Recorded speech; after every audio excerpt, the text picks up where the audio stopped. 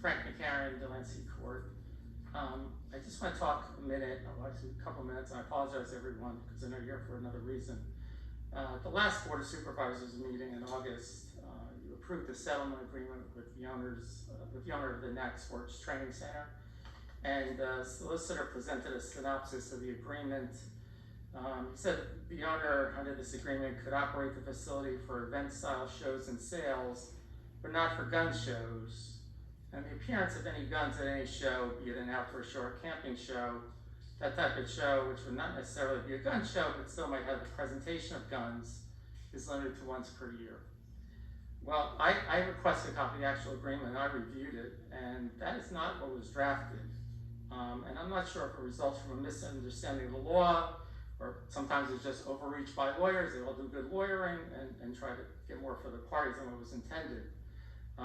But the language is so broad that this one event per year would in fact be a gun show. It could be the same gun show that was scheduled for last March. And actually, to have an event, a camping show or an outdoor show, where sale or exchange of guns are allowed, would have to qualify as a gun show to be legal under Pennsylvania federal law. And just so we're understanding, there's no restriction in this thing on the sale or exchange at this event to hunting rifles. You might think of camping or outdoor. It allows handguns, assault rifles, semi-automatic pistols, ghost gun kits, the works. So just real quickly, the federal law, a firearms dealer has to have a license, a federal license. They can sell their firearms at their business premises. And the law was changed in '86 to say that a gun show is an extension of their business premises. Now, for whatever reason, long-barreled rifles and shotguns are not considered firearms, so you might see them sold at a flea market. But firearms dealer, they would have to conduct background checks and keep records of sales. Now, private individuals who are not dealers, they can sell guns they own at a sheriff's office or at a place of business of a firearms dealer. In other words, they can sell at a gun show, and there's no federal law requirement for private individuals to conduct background checks or complete a record of sale, and that's referred to as the gun show loophole. The federal law defines what is a gun show, and it focuses on the organizer of the event. Who runs it? Is it an organization devoted to the collection, competitive use, or other sporting use of firearms? That would be like the NRA or a local gun club. Or is it an event sponsor, a gun show promoter, whose business is devoted to collection, competitive use, or other sporting use of firearms? Now, from a licensed dealer's perspective, it would be a violation of their federal license to sell firearms at an event that's not a gun show. Now, Pennsylvania law, that requires background checks on all handgun sales, including non-dealers. It follows the federal language on what's a firearm. It doesn't have a separate definition of what's a gun show. It just says, on Pennsylvania law, it's an event selling firearms, must qualify as a lawful gun show or meet. So your settlement agreement, you could have just said, if you don't want a gun show, there could be no lawful gun show or meet. There wouldn't be any allowed. You could still have an event where once per year firearms are shown. And apparently it's legal that dealers could take orders. They would take it back to their business premises, run the background checks there, and then transfer the weapons. And that would all be legal. So the showing of firearms, if that's what you wanted to do at this one event per year, camping, etc., that's perfectly okay. And you could have limited the types of guns on display. You could have banned assault rifles. I know the NRA considers them modern sporting rifles, but you could have done what you want. You could have done with handguns, ghost gun kits, limited to hunting rifles. But rather than reference the federal law definition of a gun show, the settlement agreement, the party seems to have developed their own definition of what's a gun show, and that namely, instead of focusing on the organizer, it focuses on the product, namely firearms. And you've agreed on a primary purpose test. If the show and sale or exchange of firearms is the primary purpose of the event, that's not allowed. And you say, i.e. gun shows. Okay, but then that's your definition of a gun show. But it goes on to say, if it's not the primary purpose of the event, then that event, once per year, you can show, sale, or exchange guns. And the primary purpose, quite honestly, is irrelevant. Keep in mind, this event, if you're going to have the sale or exchange of guns, this event must be a gun show.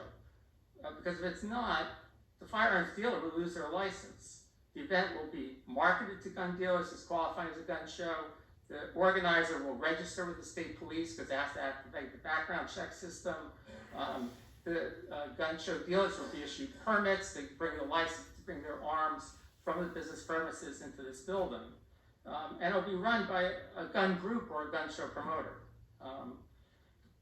And then another flaw in the way this was designed, this primary purpose test, is you focus on firearms. And unfortunately, the majority of vendors at gun shows are not selling firearms. They're selling ammunition, magazines, gun parts, which means those ghost gun kits, accessories such as scopes and targets, weapons other than guns. There are gun and knife shows, knives, machetes, memorabilia. That's how it all goes. Now, Eagle shows back in March, they want to have 350 tables at this sports training center. So I called the Eagle shows. I said, how many tables are gun vendors versus non-gun vendors, firearms versus non-firearms at a gun show? And the answer was, it depends on the size of the show. So they said, there's an upcoming show in a week in Trevos, which is part of Feasterville. And they said it's 150 tables, and it'll be about 50-50 split, gun vendors, non-gun vendors. But they said, as the shows grow in size, we get more non-gun vendors than gun vendors. So the larger the show from there, it's automatically non-majority. And in my view, if someone says, what's the primary purpose? That's 51%.